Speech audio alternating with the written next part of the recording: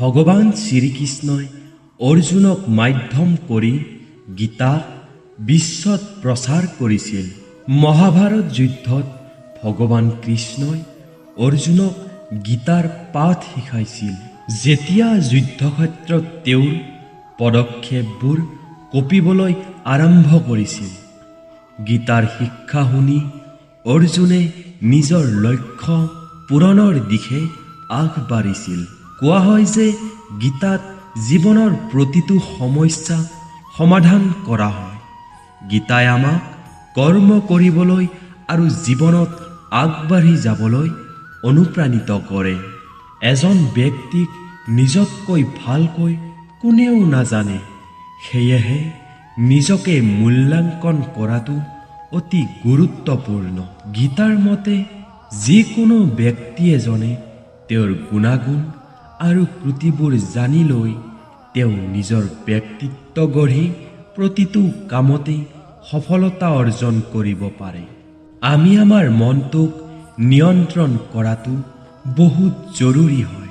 কোৱা হয় যে কেতিয়াবা আমাৰ মনটোৱে আমাৰ দুখবোৰৰ কাৰণ হৈ পৰে।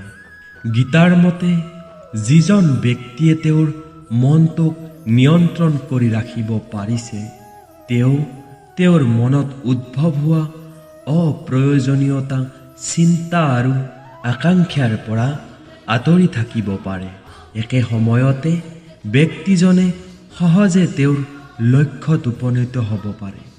আপোনাৰ খঙক নিয়ন্ত্ৰণত ৰাখক। খঙত যিকোনো ব্যক্তি এজনে নিজৰ ওপৰত নিয়ন্ত্ৰণ হেৰুৱায় আৰু ভুল কাম কৰে। কেতিয়াবা খঙাল ব্যক্তি এজনে নিজকে আঘাত কৰে। সেয়েহে খঙক আপোনাৰ ওপৰত আধিপত্য বিস্তাৰ কৰিবলৈ দিয়া উচিত নহয়। গীতাত শ্ৰীকৃষ্ণই কৈছে, যদি আপুনি খং কৰে, নিজকে শান্ত ৰাখিবলৈ 1000 বাৰ চেষ্টা কৰক। মানুহ এজনৰ দৃষ্টি সদায় স্পষ্ট হ'ব লাগে। গীতাৰ মতে সন্দেহ বা সন্দেহৰ অৱস্থাত থাকিব নালাগে।